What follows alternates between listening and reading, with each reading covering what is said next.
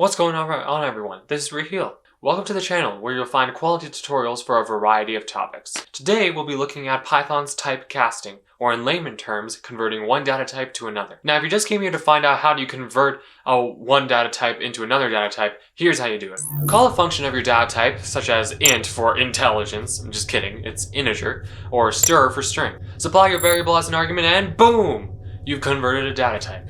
If you want to know why this works, stick around. Let's go! Python uses what is called implicit type declaration, which basically just means that you don't have to explicitly specify the data type of a variable like you would have to if you were using a language such as C, for example. Let's say you want to convert a string into an integer. There are certain rules that have to be followed. For example, you can't convert the letter A into an integer.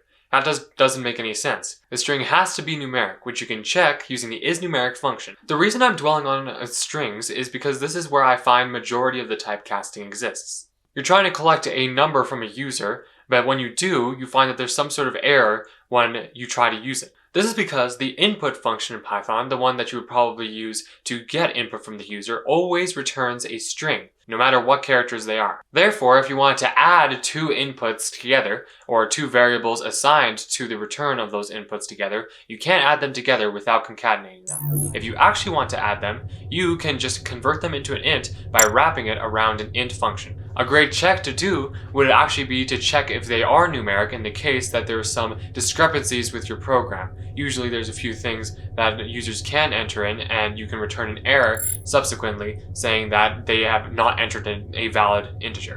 Now let's say you want to print this number with a prompt to the console. This won't be possible with concatenation as the two variables have to be strings. You can't add one to this prompt right here. And now you're able to convert it. Just wrap the integer with a stir function and you're good to go. Thanks so much for watching. I hope this video helped you, and if it did, please leave a like below. See you in the next one.